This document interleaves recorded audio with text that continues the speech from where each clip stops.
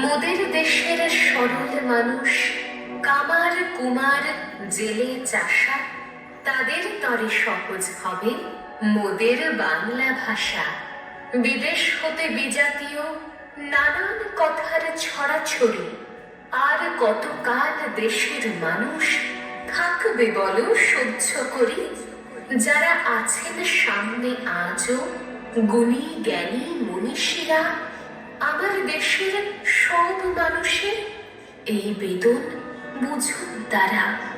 ভাষার তরে প্রাণ দিল যে কত মায়ের কোলের ছেলে, তাদের রক্ত পিছল পথে এবার যেন মুক্তি মেলে।